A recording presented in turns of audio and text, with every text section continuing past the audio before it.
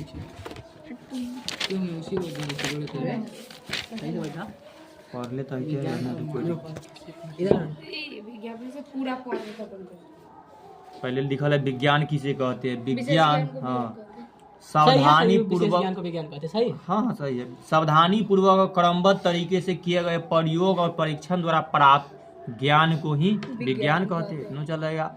विज्ञान का दो मुख्य भी शाखा है, दो भाग में बांटा गया है, भौतिकी विज्ञान और जीव विज्ञान, है ना। ऐसे तीन गो में को रसायन विज्ञान से भी रखें, रसायन शास्त्र। रसायन शास्त्र। भौतिकी विज्ञान जिसको फिजिकल साइंस का संबंध निर्जीव पदार्थों और उनसे संबंध घटनाओं से होता है, जबकि जीव विज्ञान यानी लाइफ साइंस का संबंध सजीव पदार्थों और उनसे संबंधित घटनाओं के। तब विज्ञान भौतिकी में निर्जीव पदार्थ के पढ़े के है और जीव विज्ञान में सजीव पदार्थ के यानी कि जिंदा मॉडल के। भौतिकी में निर्जीव और जीव विज्ञान में सजीव, क्योंकि बायोलॉजी पढ़े के। अब भौतिकी विज्ञान की दो शाखाएं फिर अलग होता है, एगो और भौतिकी में निकलता है भौतिकी विज्ञान और रसायन शास्त्र। और जीव विज्ञान भी दो शाखाओं के हैं, जैसे पेड़ से पौधे संबंधित वनस्पति विज्ञान में और जीव जंतुओं से प्राणी विज्ञान। जो जूलॉजी लेता है, कोई बॉटनी लेता है, स्पेशल पढ़ सकता है। तो आगे की क्लास में लोग को पढ़ने के पड़ेगा, ग्रेजुएशन में करता है तब, ठीक ना। यानी 13वां 14वां क्लास में इस स्पेशल पढ़ लीजिए। किसी विज्ञान के काम करने के तरीका अर्थात वैज्ञानिक विधि के मुख्य 5 अंग है कि घटनाओं का सावधानी पूर्वक किया गया परीक्षण, संभावित कारणों का अनुमान लगाना, परीक्षणों का प्रयोग कर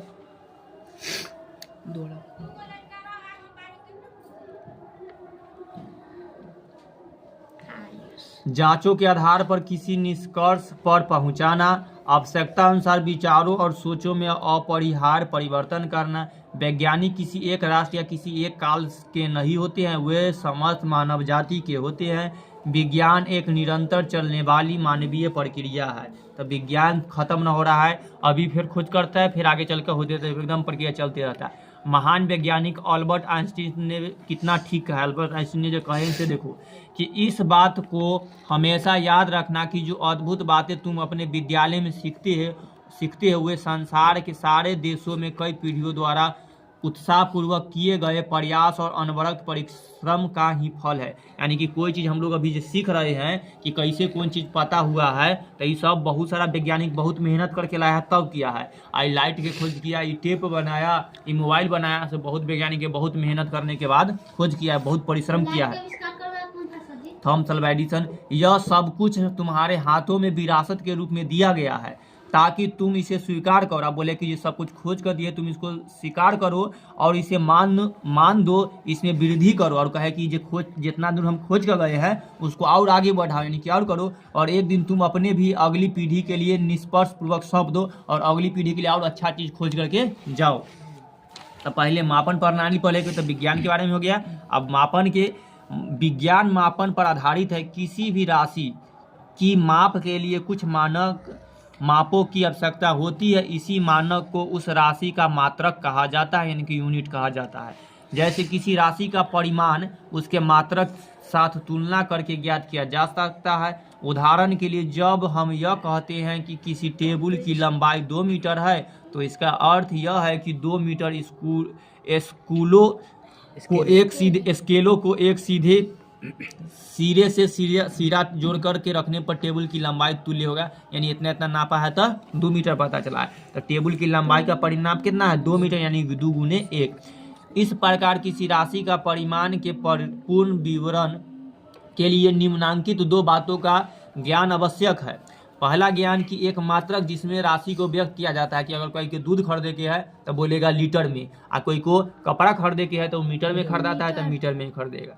और संख्या के जो बताता है कि दी गई राशि का मात्रक कितनी बार शामिल है, संख्या की कै लीटर चाहिए तो 2 लीटर 3 लीटर, तो इस तरह से ऐसा जरूरी होता है। अब भौतिकी राशियाँ, भौतिकी की नियमों को जिन पदों में व्यक्त किया जाता है उन्हें भौतिक राशियाँ कहा जाता है। ठीक, राशियाँ और जैसे लंबाई, द्रव्यमान, समय, बल, ऊर्जा, वेग इत्यादि सब भौतिक राशियाँ है। और भौतिक राशियाँ 2 प्रकार की होती है, एक आधारिक राशि और एक व्युत्पन्न राशि। आधारिक राशि जो स्टार्टिंग से एक ही फेज में है और व्युत्पन्न जो उससे निकल कर है।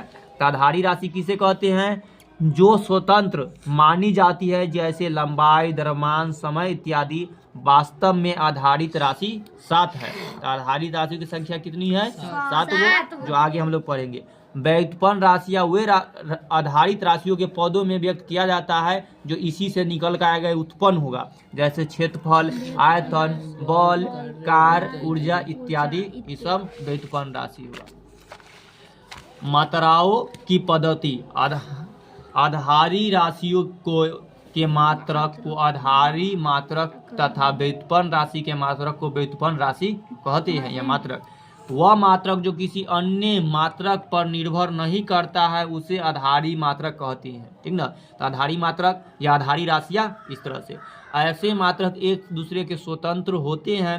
उदाहरण के लिए लंबाई, द्रव्यमान, समय आधारी राशि है। तो ये सब इन राशियों के मात्रक के आधारी मात्रक कहते हैं। अन्य सभी मात्रकों जो इन आधारी मात्रकों से निकाले गए हैं व्युत्पन्न मात्रक कहे जाते हैं। अब यही आधारी राशि से जो निकल कर आएगा उसको क्या कहेंगे? व्युत्पन्न राशि कहते हैं या व्युत्पन्न मात्रक कहते हैं।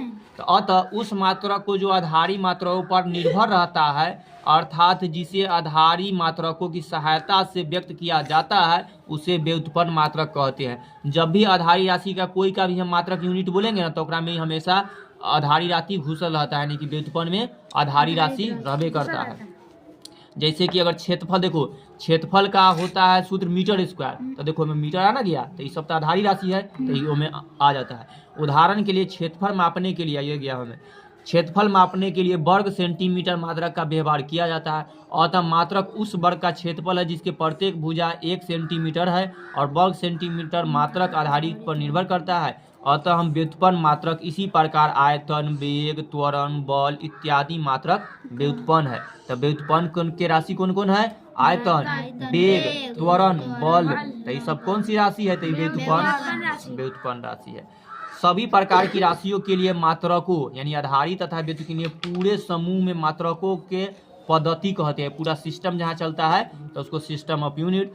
पूरे विश्व में आधारित मात्रकों की कई पद्धतियां प्रचलित थी, यानी कि पहले कुछ लोग कुछ तरह से नापता था और कुछ लोग कहे यहाँ पर एक कोई सेंटीमीटर में नाप रहा था, कोई एक फुट में नाप रहा था। तो पहला है फुट, पाउंड, सेकेंड। ठीक ना? FPS पद्धति इसको कहा जाता है, यहाँ लिख दिया है FPS सिस्टम। हाँ, FPS system. Foot, pound, second system. इस पद्धति को संक्षेप में FPS पद्धति कहते हैं। इस पद्धति में लंबाई का मात्रक होता था फुट और द्रव्यमान का मात्रक होता था पाउंड और समय का मात्रक होता था सेकेंड। ठीक ना? FPS पद्धति में। इस पद्धति को ब्रिटिश पद्धति भी कहा जाता था कि ब्रिटिश से ही चालू हुआ था। फिर देखो, लंबाई के फुट में नापा जाता, फिर लंबाई के हम लोग दूसरा में बनाएंगे सेंटीमीटर, ग्राम, सेकेंड पद्धति, जिसको इस पद्धति के शॉर्ट में CGS पद्धति कहते हैं। इसमें लंबाई का मात्रक हो गया सेंटीमीटर। देखो यहाँ लंबाई का मात्रक था फुट, यहाँ सेंटीमीटर हो गया। उसके बाद द्रव्यमान का मात्रक ग्राम हो गया और समय का मात्रक सेकेंड हो गया। इस पद्धति को मीटर पद्धति या मीट्रिक पद्धति या मेट्रिक सिस्टम कहा जाता है। तीसरा पद्धति आया मीटर, किलोग्राम, सेकेंड पद्धति। इस पद्धति के संक्षेप में MKS पद्धति कहते हैं। इसमें लंबाई का मात्रक मीटर होता है। ठीक ना? पहले चला फुट, ओकरा बाद सेंटीमीटर, फिर मीटर। द्रव्यमान का मात्रक पहले चला पाउंड, उसके बाद ग्राम, ओकरा बाद किलोग्राम और समय का मात्रक सेकेंड रहा। तो इस तरह से तीनों देख लिए। तो कौन पद्धति में किसको क्या कहा जाता है शुरू किया। अब सब मिला करके कहा कि सब लोग एक जगह हम लोग मीटिंग करते हैं। कहला तू फीट में नापेगा, कोई फुट में, कोई मीटर में नापेगा, कोई सेकेंड में, कोई सेंटीमीटर में। इसीलिए सब मिलकर वो पद्धति सम्मेलन किया। तो कब बना? अक्टूबर 1960 में पेरिस के निकट सेवेरे नामक स्थान पर 11वीं तौल एवं माप महासम्मेलन में लंबी परिचर्चाओं हुआ। यानी कि कब? तो 1960 में। कहाँ पड़ी? तो पेरिस में, जगह सेवेर नामक स्थान पर 11वीं तौल एवं माप महासम्मेलन हुआ, जिसको general conference of weight and measures means है। जिसमें लंबी परिचर्चाओं के बाद मात्रकों की नई अंतर्राष्ट्रीय पद्धति का आविर्भाव मिला, जिसको इंटरनेशनल सिस्टम ऑफ यूनिट कहा जाता है, जिसको SI पद्धति पढ़ेंगे। इसमें 6 यानी कि 6 आधारी मात्रकों को परिभाषित किया गया कि ये 6 गो रहेगा जो मेन रहेगा। 1970 में संपन्न 14वीं तौल, देखो 11वीं में 6 गो था और 14वीं बना था, एगो और बन गया तो टोटल 7 गो। तो इसमें 7वीं आधारित राशि को मूल जोड़ा गया और नई पद्धति इसको फ्रांसीसी नामीकरण यानी कि सिस्टम इंटरनेशनल यूनिट के कारण संक्षेप में SI यानी SI यूनिट के नाम से जाना जाता है। इस पद्धति में ज्यामिति यानी कि ज्योमेट्री के दो राशियां समतल कोण और घन कोण स्लाइड एंगल जो भौतिक राशियां नहीं है के मात्रक संपूरक मात्रकों के रूप में परिभाषित किया गया है। कहा तालिका यह देखो 1.1 में आधारित राशियां उनके SI मात्रक और संक्षेपता अक्षर दिए गए हैं। तालिका 1.2 में संपूरक राशि के उसके SI मात्रक। तो पहले आधारित राशि की है कि लंबाई, इसका SI मात्रक होता है मीटर और लिखे का तरीका है संक्षेप में। द्रव्यमान यानी वजन नापे के तरीका है किलोग्राम में, शॉर्ट में केजी में। समय नापे के मात्रक दिया सेकेंड और शॉर्ट में एस के। और विद्युत धारा के मात्रक एम्पियर, बड़ा ए से लिखेगा कैपिटल ए। ताप लिख सकते न। अगला देखो संकेत एकदम निश्चित होता है। ताप या तापमान यानी कि कितना गर्मी है तो केल्विन नापेंगे 12 के में। ज्योति तीव्रता बता दिए थे लाइट के कितना रहता है सेकंड, कैंडला में CD में, और वो भी छोटा वाला C छोटा वाला D से। और पदार्थ का मात्रक होता है मोल, इसको MOL छोटे वाला सब रहेगा। तो 7 को आधारित राशि है, एक SI मात्रक याद रखना है और संक्षेप में। Very good. अब संपूरक राशियां जो ई में था, जो इसके अलावा निकला था, इसका जैसे कि समतल कोण जिसका SI मात्रक में रेडियन होता है RAD, घन कोण जिसको स्टेरेडियन SR से।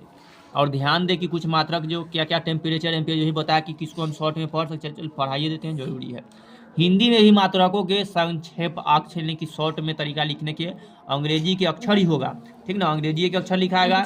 जैसे तालिका में देख लो, अतः किलोग्राम के लिए, किलोग्राम को तो शॉर्ट में केजी लिख सकता है, लेकिन हिंदी में कैसे लिखना है, हिंदी में लिखना है की अग्रा, या मीटर के लिए सिर्फ मी इत्यादि नहीं लिखना चाहिए, ठीक ना। तो किलोग्राम को ऐसे नहीं लिखना है, किलोग्राम के लिए शॉर्ट में खाली की अग्रा नहीं लिखेंगे, मीटर के लिए मी लिखना नहीं चाहिए।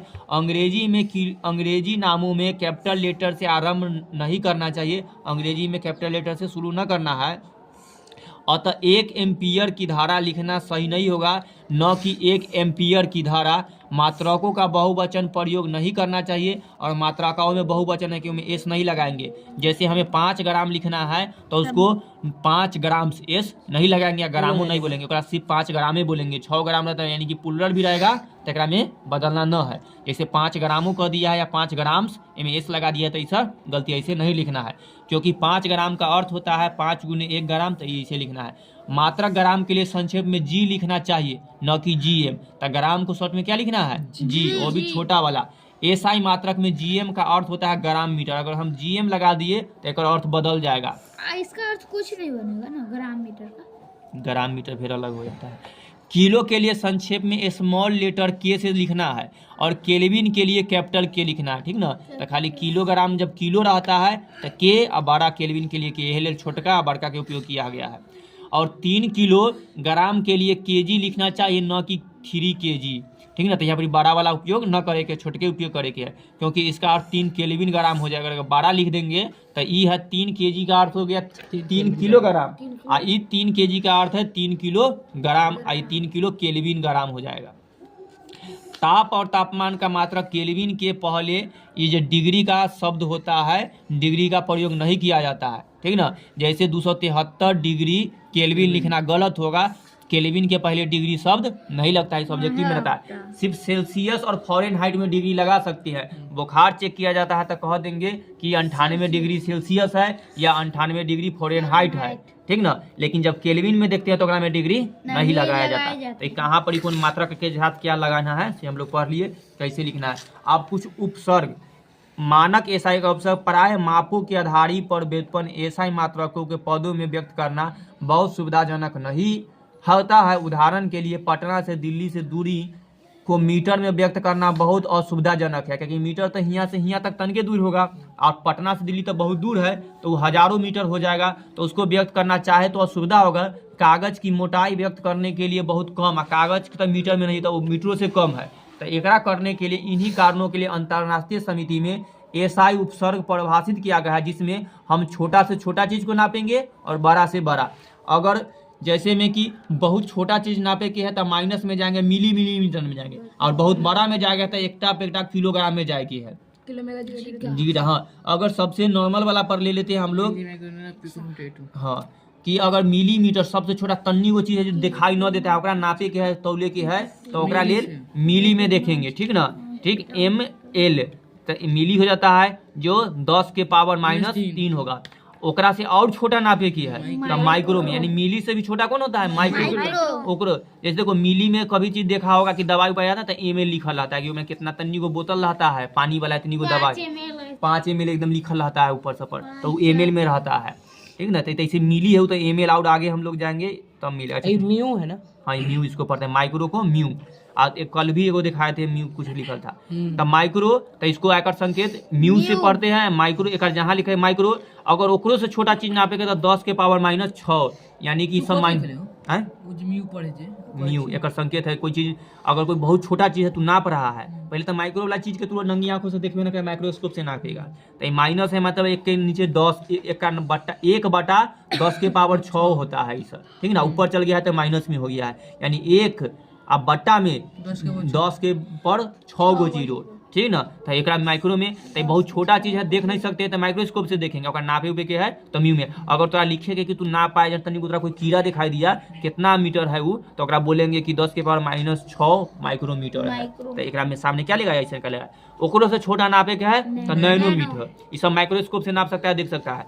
ओकरो से छोटा नापे के है तो पिकोमीटर। देखो सबके बाद 3 गो के अंतर, देखो 3, 6, 9, 12, यानी कि 3 के अंतराल रहता है। देखो उड़ीस के नाप रहा है उन्हें एगो से जा दूसरा खुश दो, तो पी को देखो यहाँ 9 था, 9 से क्या कि 1000 पर कितना जीरो होता है, 3 गो, तो ये 1000 के काम में अंतर जाता है सब में, ठीक ना। यहाँ से 1000 गया पीछे, फिर 1000 पीछे, फिर 1000 पीछे, फिर 1000 पीछे, तो पीको के लिए 10 के पावर -12 जिसके छोटका में पी, और फेमटो के लिए सोझे एफ जो 10 के पावर 15, और एटो के लिए 10 के पावर 18, ठीक ना।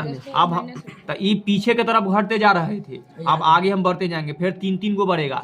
1 किलोग्राम लेवे के है तो 10 के पावर 3 यानी 1000, तो 1 किलो में कितना ग्राम होता है, 1000। और ओकरो से तोरा अगर फिर आगे बढ़ेगा तो मेगा, ठीक ना। तो 10 के पावर 6 गो, यानी कि 10 पर 6 गो जीरो का तो मेगा, यानी कि किलोमीटर 6 गो जीरो मतलब 1 पर 7,000। हाँ, तो 1 करोड़ इस तरह। ओकरो से आगे बढ़ेगा है तो जीगा, ये 10 के पावर 9। ओकरो से आगे बड़का चीज के नापे के है या तौले के है तो टेरा में नापता है। तो यो बताए थे जैसे हम लोग को मेमोरी नापा जाता है कि कोई बढ़ाता है तो टेरा हेक्टा इस तरह से रहता है। ओकरा बाद पेटा में नापा जाता है, ओकरा बाद हेक्सा में नापा जाता है या हेक्सा पढ़ देते, तो 10 के पावर 18। संकेत है KMGTPE, इस तरह से कर संकेत है। उदाहरण के देख दिया है कि कोई अगर नाप रहा है वो 1 मिलीमीटर होता है तो उसको कैसे लिखेगा, 1 mm। तन्नी को चीज को नापा जाए, जैसे कॉलम को दिखाते देखो पर mm लिखल है, ऐसे देखो 0.5 mm है। अगर एक यहाँ से यहाँ ऐसे नापेगा ना तो कितना निकलेगा, 0.5 mm। आई तो 1 mm बोला है, तो इतना मोटा। एकरो से कोई चीज बहुत छोटा होता है, कोई के खाली ई नापे के ई कितना होगा, जाओ तो एगो से और छोटा होगा तो ये पॉइंट में हो जाएगा। तो इस तरह से तो ओकरा लिखे के तरीका है ना, 10 के पावर -3। ये कितना एक होगा ना, ये होते नहीं होगा, तनका सानी है, एक होगा। हाँ एक हो गया होगा, एक दुगना है। हाँ, 1 किलो के लिए 1 किलोमीटर 10 के पावर 3 यानी 1000 मीटर होता है। तो 1 किलोमीटर में कितना मीटर रहता है, 1000 मीटर। तो ये हो गया, तो सबसे छोटा से छोटा यह। अब बड़ा जाने के लिए अगला देखो, विभिन्न पद्धतियों में मात्रक और उनके संबंध। किसी व्युत्पन्न राशि के व्युत्पन्न मात्रक को प्राप्त करने के लिए हम निम्नलिखित सहायता लेते हैं, यानी कि थोड़ा व्युत्पन्न राशि चाहिए तो हमें आधारित राशि से गुना करने पर ही व्युत्पन्न राशि मिलता है। उस व्युत्पन्न राशि को परिभाषित करने वाला समीकरण आगे पढ़ेंगे। उसी समीकरण में आधारित राशियों की संख्या देखो, जैसे अगर क्षेत्रफल चाहिए तो लंबाई में चौड़ाई, लंबाई का भी मात्रक मीटर होता है, चौड़ाई का भी मात्रक मीटर होता है। तो मीटर में मीटर से गुना करेंगे तो हमको मीटर स्क्वायर मिलेगा। बताए थे अलजेब्रा में m से गुना पड़े पर m स्क्वायर हो जाता है। इसलिए क्षेत्रफल का मात्रक क्या होता है, लंबाई का मात्रक और चौड़ाई का मात्रक, यानी कि मीटर में मीटर से गुना करे पर मीटर स्क्वायर। तो क्षेत्रफल का ऐसा ही मात्रक क्या होता है, मीटर स्क्वायर। तो बड़ा में हिंदी में लिखे था, शॉर्ट में लिखे थे m पर स्क्वायर हो गया। तो क्षेत्रफल के अंत देखो, मीटर में मीटर से यानी कि आधारित राशि पर आधारित राशि से गुना किए हैं। तो क्षेत्रफल के अन्य मात्रक वर्ग सेंटीमीटर भी हो सकता है, तो सेंटीमीटर स्क्वायर या वर्ग मिलीमीटर, और छोटा से छोटा जाना है तो एक सब रूल दे दिया है कि सेंटीमीटर में होता है 10 mm ये गुना कर रहा है 10 mm से, तो 100 mm हो रहा है, तो उसको 10 mm स्क्वायर कह सकती है, तो ये मिलीमीटर स्क्वायर हो गया। स्क्वायर है ना, हाँ? 10 पे स्क्वायर। हाँ 10 के स्क्वायर, तब इसको पढ़ेंगे हिंदी में 10 वर्ग मिलीमीटर, अंग्रेजी में 10 square millimetre square, centimetre metre, इस तरह से। अब खत्म है, नहीं करो। अब आयतन के देखो, तो क्षेत्रफल का ऐसे मात्रा क्या होता है? अब है मुबा दिया कभी समझ गया Saurabh? Metre square metre Sarvesh Sarvesh, तो तू सर भूल जाता है, ऐसा गलती बात नहीं। हाँ याद था, तो देखो ना भाई, आदित्य को याद ना था, ये मार के आया था। तो अब आयतन के बारे में देखो, एगो हो गया, दूसरा का आयतन। आयतन में जब चित्र बनाए थे तो क्या में 3 गो पार्ट होता है, ऐसे या फिर ऐसे, तो क्या में लंबाई की या चौड़ाई के साथ साथ ऊंचाई भी हम लोग पढ़ते हैं, बताते घन का आयतन निकालो चाहे घनाभ का आयतन निकालो, तो तीनों के गुना करने के लिए कहते हैं एल गुने बी गुने एच, तो कर देता था। यानी कि देखो, तो एक और मात्रक m होता है, इसका भी मात्रक m होता है, इसका है, तो तीनों के गुना करेंगे तो m के पावर 3 हो जाएगा। और अलजेब्रा में गुना की x गुने x गुने x, 3 को x करे तो x के पावर 3 हो गया। तब देखो ये मीटर क्यूब पढ़ेंगे, या इसको हिंदी में पढ़ेंगे तो घन मीटर पढ़ेंगे। तो आयतन का ऐसा ही मात्रक होता है घन मीटर, यानी कि मीटर क्यूब, या इस तरह से लिख सकते हैं मीटर क्यूब पढ़े कोई। आयतन के अन्य मात्रक होता है, अगर छोटका से छोटका नापेंगे तो घन सेंटीमीटर, ओकरो से लीटर में जाना है तो लीटर मीटर क्यूब में जा सकते हैं, लीटर मिलीलीटर पढ़ सकते हैं। तो इस तरह से तो फिर दे दिया है कि देखो 1 सेंटीमीटर क्यूब में होता है 10 10 10 गुना करने पर 1000 मीटर, 1 मीटर क्यूब में होता है 10, 100 सेंटीमीटर में 100 सेंटीमीटर, फिर 100 सेंटीमीटर से गुना करने पर 10 के पावर 6, यानी कि 10 के पावर 6 है। हाँ, तो 1 लाख, तो फिर 1000 पर, यानी कि 1 मीटर के करीब हो जाता है। 1 करोड़ मेगा। 1 लीटर में देखो, 1 लीटर में होता है 1000 ml, तो उसको शॉर्ट में लिख सकता है 10 के पावर 3 ml। 1 ml में होता है 1 सेंटीमीटर क्यूब, 1 मीटर क्यूब में 1 है। तो इस तरह से। अब घनत्व का देखो, तब है आयतन का सही मात्रा क्या होता है? Metre cube. वेरी गुड, ध्यान दे लिया। अब घनत्व का देखो, अब घनत्व निकाले के तरीका है, कोई भी चीज के घनत्व निकाले के है तो उसका द्रव्यमान, यानी कि कितना वजन है तोरा में से देखेंगे, ठीक ना। अगर तोरा जांचे गया कि तू पानी में डूबेगा कि नहीं और लकड़ी डूबेगा कि नहीं, तो इस तरह से निकाल सकता है। इसे तो दूसरा तरीका लेकिन समझ लो कि तोहर पहले वजन नापेंगे कि तोहर वजन कितना है इसे, ठीक, तो ऊपर में वजन रख देंगे, और तोहर आयतन निकालेंगे कि तोहर लंबाई चौड़ाई ऊंचाई कितना है इसे, और ओकरा से भाग करेंगे तो तोहर निकल गया घनत्व का आयतन, कि तू फोकला वाला आदमी है से। द्रव्यमान का मात्रक और आयतन का मात्रक, तो द्रव्यमान का मात्रक हम लोग पीछे पढ़े हैं, क्या होता है? किलोग्राम। मुन्ने से पूछ रहे थे, वो कहता है सब याद है। बताओ द्रव्यमान का मात्रक क्या होता है? द्रव्यमान का मात्रक किलोग्राम। तो ये सब आधारित राशि है, ठीक ना। तो हम लोग अभी व्युत्पन्न राशि निकाल रहे हैं, तो पहले आधारित राशि है। आयतन का मात्रक क्या होता है? हाँ, ऐसा ही मात्रक आयतन, कुछ बोले दो ना पहले। ऐसा ही मात्रक आयतन का मीटर क्यूब। हाँ, और द्रव्यमान का मात्रक, द्रव्यमान का मात्रक अभी बताया ना। द्रव्यमान में कथी होगा? वो है तो हम बता। बता तू तो कहता कि याद के लिए वो कह रहा था कि हम बोले बताओ ना किलोग्राम। कि अरे ये जो 7 को कहा ये में ना द्रव्यमान का मात्रक, यही वाला पूछ तब ऐसा ही कुछ लगाए न लगाते थे। बोल रहे थे ई सब। बोल कहा रहा हम था, आपको तुम तो बोले, तू तो भुतलायल था। द्रव्यमान कैसे ये तब है ना। तो द्रव्यमान का मात्रक क्या होता है? किलोग्राम। आयतन का मात्रक क्या होता है? Metre cube. अब किलोग्राम में मीटर क्यूब से गुना करेंगे तो इसका नीचे रहने दो ना, तो ऊपर चल जाएगा, तो नीचे वाला ऊपर जाने पर माइनस हो जाता है, तो बोलेंगे किलोग्राम मीटर माइनस इनवर्स 3 पढ़ सकते हैं, इसे पढ़ा जाता है। तो इस तरह से है। तो ये एक मात्रक है। तो घनत्व का सही मात्रक क्या है भाई? Metre minus kilogram metre inverse पूरा बोले के किलोग्राम, मीटर माइनस क्यूब। इसको ऐसे ही बोल लेना मीटर इनवर्स या माइनस 3। हाँ, ठीक है, बोले ऐसे जाता है, लिखा वैसे जाता है। तो अतः घनत्व का ऐसा ही मात्रक किलोग्राम, इसको पढ़ सकते हैं प्रति मीटर क्यूब, ऐसे भी बोलो, या दूसरा तरह के से कीजिए मीटर इनवर्स प्रति नहीं अब देखो सीजीएस पद्धति में घनत्व का ऐसा ही मात्रा अगर निकालता तो इस तरह से निकाले पर ग्राम, तो कैसा मात्रक कथी है? हाँ ये ध्यान है, उसी तरह भी निकल सकता है। और सीजीएस में गया तो ग्राम में जाना है, तो किलोग्राम के तुमको कहाँ बदलना होगा? ग्राम में। तो इसको हो जाए ग्राम प्रति सेंटीमीटर क्यूब, इस तरह से हो गया। तो यह बोला है सीजीएस पद्धति में घनत्व का ऐसा ही मात्रक होता है ग्राम प्रति घन सेंटीमीटर, या इस तरह से अंग्रेजी में पढ़ सकता है ग्राम प्रति सेंटीमीटर क्यूब। तो क्यूए को घन हिंदी में कहते, इस तरह से हो गया। अब द्रव्यष्ट, कुछ व्युत्पन्न मात्रकों का विशेष नाम दिए गए हैं जो सुविधा के लिए आगे पढ़ो। देखो ऐसे व्युत्पन्न मात्रकों का उदाहरण है कि बल का ऐसा ही मात्रक न्यूटन होता है, एक और दूसरो होता है। आगे में संक्षेप में इसको एन लिखेंगे। 8वां के क्लास में था, बल के बारे में बढ़िया से पढ़ा है कि इसका खोज न्यूटन किया था, न्यूटन वैज्ञानिक के नाम था, उसे हम बताए थे कि जे खोजता है उसी के नाम पर पड़ जाता है। तब बल का खोज कौन किया था? न्यूटन। इसलिए बॉल की खोज एडिसन किया था। अरे वो बल भुकिया बल हुआ, बल है ताकत, ताकत ग्रेविटियों के खोजो किए हैं। चलो एक पुराना सर आज अपने अगला चैप्टर में पढ़ेगा बल से किया कि तू बैठल रहता है ना तो तुम मोटरसाइकिल चले लगता है तो पीछे की ओर गैला गिर जाता है। अब बैठल रहता है आगे एक ड्राइवर ब्रेक मारता है तो आगे क्यों झुक जाता है, आगे में पड़े बड़े मजेदार आएगा पड़े। आगे ब्रेक चलो खत्म हो गया कथी ये नहीं आगे के चैप्टर में है सर। गति है। हाँ गति ओकरो से आगे है। हाँ वो में है गति के नियम नियम है। हाँ चलो हम पढ़ाएंगे, चलो आ जाओ। ये ले तो हम कहे कि हम तो या बहुत धीमे धीमे पढ़ा रहे, स्पीड में पढ़ाएंगे ना सब पढ़ा देंगे, कहना तो इम्पोर्टेंट पार्ट छूट ही जाता है, हम खाली ये में टाइम में खरीद रह जाते।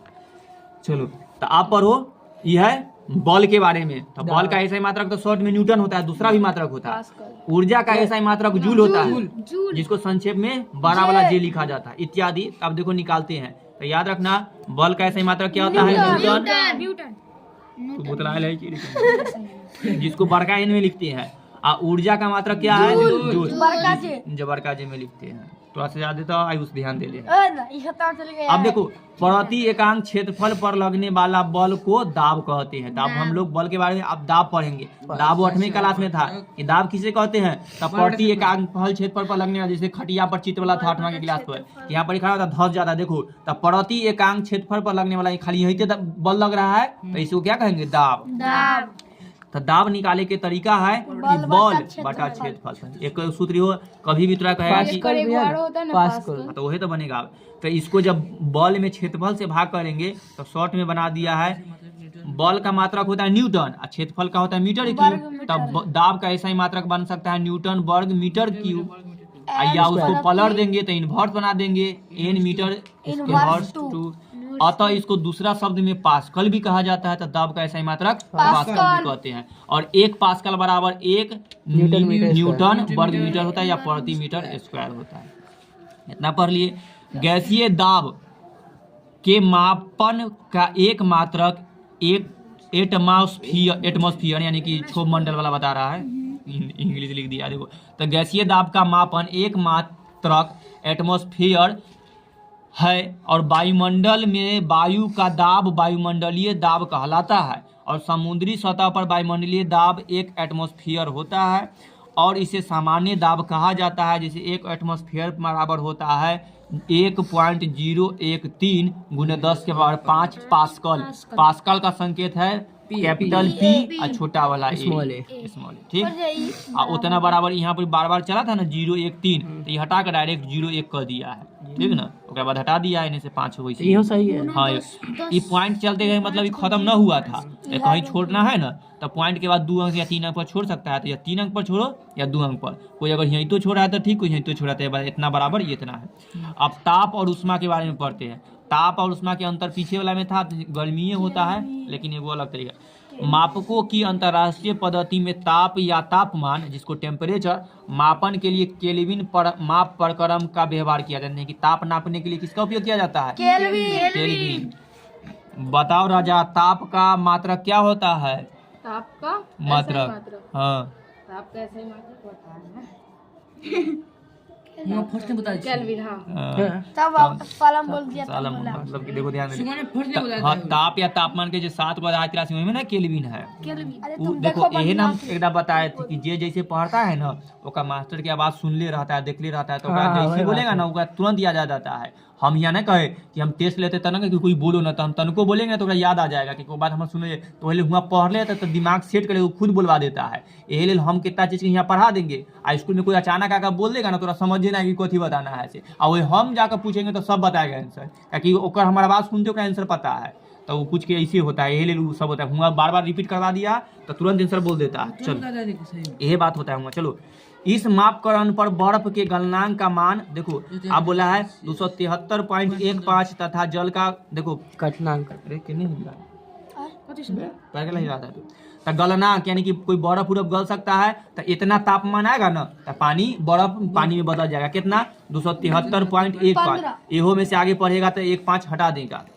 और जल का कथन हटा देगा 1.5। हाँ खाली 273 के लिए पढ़े के मिलेगा। और जल का कथनांक पीछे वाला साइड केमिस्ट्री में हम लोग पढ़े थे। कथनांक ए कथनांक थोड़ी ना गलनांक मतलब गल रहा से कथनांक है ना 373 के लिए। अच्छा चलो का मान 373.15 होता है। इसके बीच की लंबाई सेल्सियस मापक्रम जैसे 1000 बराबर भागों में बांटा। देखो 100 तो 100 देखिए दोनों अंतर 100 क्या है ना, तो बांटा है। प्रत्येक भाग को 1 केल्विन कहा जाता है, अतः इसे 1 के लिख सकते हैं। यानी कि इतना बराबर क्या लिखेंगे 1 के।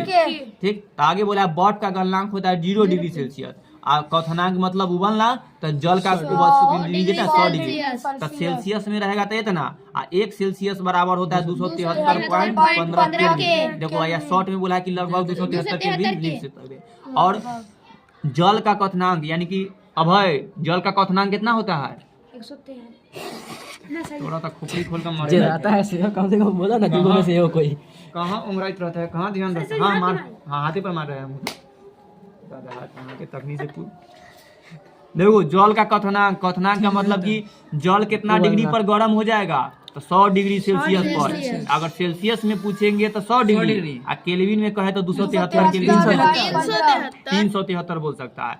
अब बर्फ का गलनांक कि बर्फ कितना पर गलने लगेगा या पानी कितना डिग्री पर बर्फ बन जाएगा। तो 0 डिग्री सेल्सियस पर रख देगा ना फ्रिज में तो पानी जो रखेगा बर्फ बन जाएगा। केल्विन में बदलेंगे तो 273। सुसुआ रहा है, ठंडा ठंडा लगा, गरम लगा। वेरी गुड आगे बढ़ो। केल्विन मापक्रम में विभाग में 1 केल्विन का मापन सेल्सियस मापक्रम में 1 डिग्री सेल्सियस बराबर होता है। तो हो गया। अब ऊर्जा का एसआई मात्रक जूल है, जिसका संकेत जे है। क्योंकि उष्मा भी एक प्रकार की ऊर्जा ही है, अतः उष्मा का एसआई मात्रक जूल ही है। ठीक, तो ऊर्जा का मात्रक या उष्मा का मात्रक दोनों, ऊर्जा का मात्रक या उष्मा का मात्रक क्या होता है जूल। खाली सीजीएस पद्धति में उष्मा का मात्रक कैलोरी होता है, जिसको सीए लिखना है। ठीक ना, तो क्वेश्चन रहता है उष्मा का एसआई मात्रक क्या होता है तो जूल बताना। लेकिन सीजीएस पद्धति में उष्मा का एसआई मात्रक कैलोरी। कभी कभी इसे बड़े मात्रक किलो कैलोरी में भी उपयोग किया जाता है। देखो हाँ ऊर्जा हम लोग खाना उना खाते हैं तो हमें ऊर्जा मिलता है कि कौन खाना खाएगा तो कितना ज्यादा ऊर्जा मिलेगा। वेरी गुड बजे ना तो उपयोग में होता है। खत्म हो गया है, चिंता करने की बात क्या है। उष्मा के विभिन्न मात्रकों का संबंध इस प्रकार है कि 1 कैलोरी वाला 1 किलो कैलोरी बराबर होता है 1 किलो कैलोरी बराबर 1000 कैलोरी। यानी कि 1 किलो कैलोरी में कितना कैलोरी 1000 कैलोरी। जैसे 1 किलो में 1000 ग्राम होता है, उसी तरह 1 किलो कैलोरी में 1000 कैलोरी होता है। इसको शॉर्ट में लिख दिया है 1 कैलोरी बराबर कितना जूल होता है। 86 जूल। इसे याद रखना। लिख लेंगे, कैसे लिख दिया। ये किलो कैलोरी है, 80 कैलोरी है। अच्छा ये बात। और देखो 1 कैलोरी बराबर कितना जूल होता है 4.186। हाँ इसको लगभग में तो ये हटा दो, एक 2 में बदल दो। सही तो लगभग अब नहीं पढ़ा तो लगभग दो 100 एस्टिमेट वैल्यू ना पढ़ा है। लगभग जो स्थानीय जो होता है कि अगर तुम्हारी मम्मी के ना 190 रुपया खर्चा होगा ना तो कहेगा 200 रुपया खर्चा हो गया कहती है। अगर 190 रुपया खर्चा हुआ तो बोल देगी 200, तो वही होगा एस्टिमेट वैल्यू। तो यही एस्टिमेट वैल्यू हम लोग की लगभग इतना हो सकता है। तो 186 रुपया का ऊर्जा खत्म हो रहा था, डायरेक्ट कह दिया 2, ये बना दिया है। तो 4.2 जूल होता है, यानी कि 1 कैलोरी में कितना जूल होता है 4.2। याद रखना आगे मैथ बनाने में उपयोग होता है। आगे के प्रश्न में आता है कि 1 कैलोरी बराबर कितना ऊर्जा जूल होता है 2 जूल। या बदलना होगा इसमें से इसमें तक कर सकते हैं। तथा 1 किलो कैलोरी बराबर कितना होगा तो में 1000 से गुना कर देंगे तो 4186। 1000 से गुना करने पर 4200 जूल हो गया है, जिसको शॉर्ट में 2 किलो जूल केजी बोलता है। ठीक है, बात खत्म हो गया, छुट्टी हो गया।